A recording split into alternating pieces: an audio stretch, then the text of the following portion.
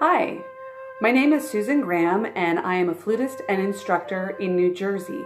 And this is video number 6 in my tutorial series on the Bach Eb Sonata for flute. If you have not watched videos 1 through 5, I would encourage you to do that and then come back and meet me here for video number 6.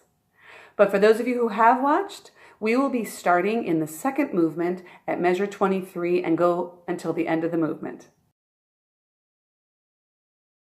Measure 23 and 24 are identical to measures 1 and 2 in this movement. So again, we want to remember to lift a little bit on the D, 8th note that's in measure 23, and we also want to make sure that the energy continues through on that C that is in measure 24.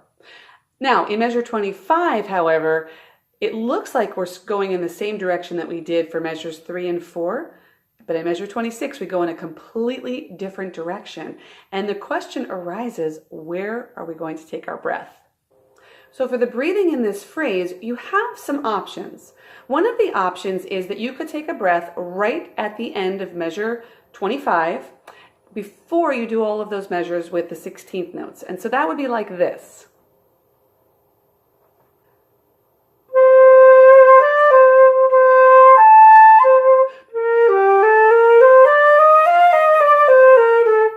And so forth.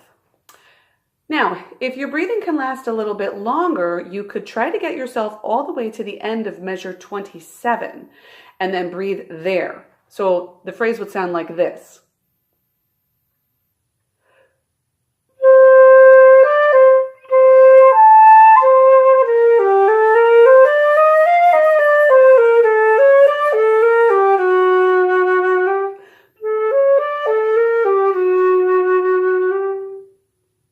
The final option is to play all 4 of those measures in one breath. So this would be measures 25 through 28 in one breath. This is a little bit difficult. I'll show you how that sounds.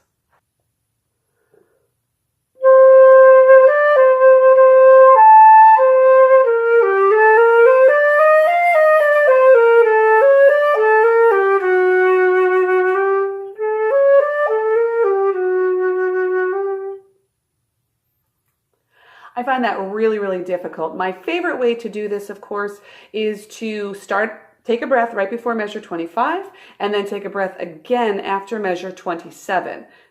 That still means I'm going to take another breath after measure 28, but I kind of like doing that anyway because it separates measures 27 and 28. And in measures 27 and 28, you do want to make a nice dynamic contrast. I would follow the crescendo in measure 26 through to measure 27, play measure 27 with a nice full sound, and then in measure 28 you can do a really beautiful echo. It's so simple, and yet it's a really effective way to add some nice dynamic contrast to your playing.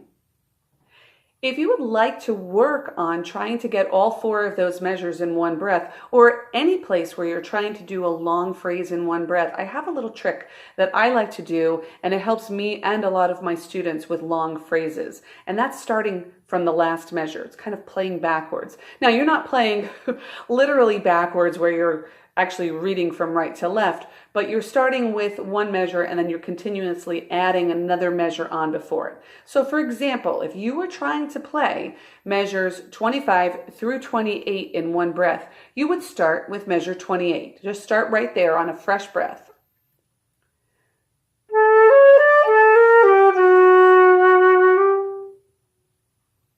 Did you get it in one breath? Of course you did. But what you're doing is you're sort of setting your mindset up for, I can make it to the end of that phrase. Then you'd add measure 27 onto it.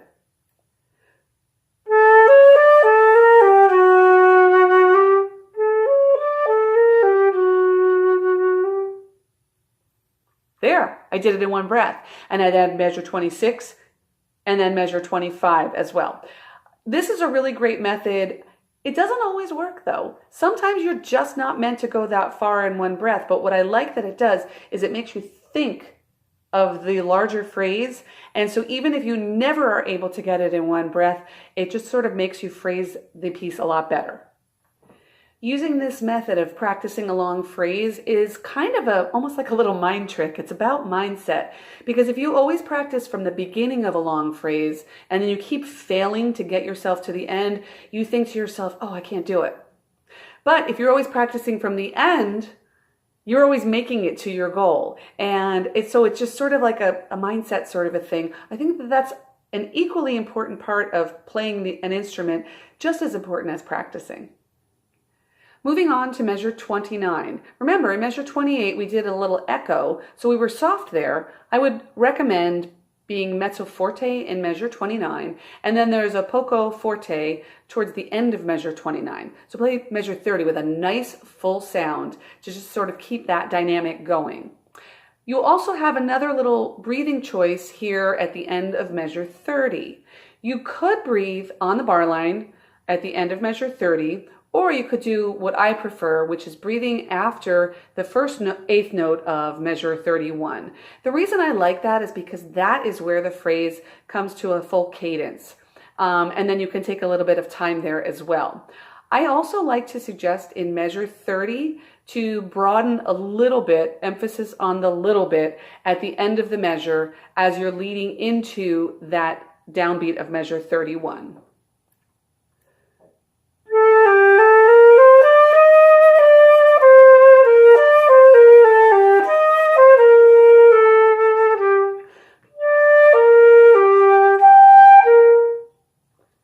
So notice in measure 31, I got myself right back on tempo. So we broaden a little bit at the end of measure 30, a little bit, and then we pick up our tempo right away. We don't want the end of the movement to drag at all. We really want to get it moving.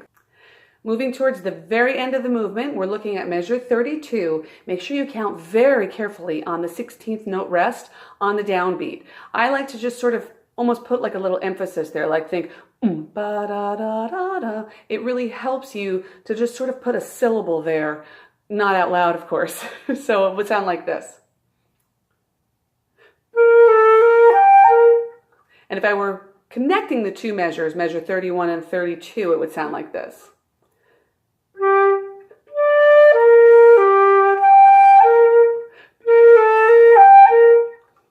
So I'm just continuing to think about that 16th note and not be late there. Remember, we don't want to slow down a lot.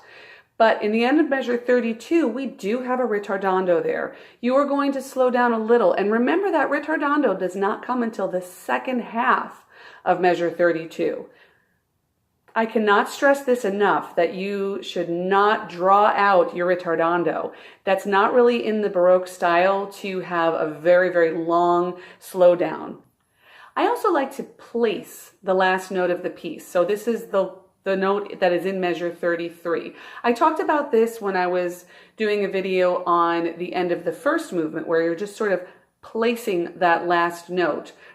What's happening there is almost like you said, oh, I forgot to play it. You're just delaying the placement of that note the tiniest bit. It's a very elegant way, it's a very stylistic way to do it, and it just really sounds nice. So the last two measures would sound like this.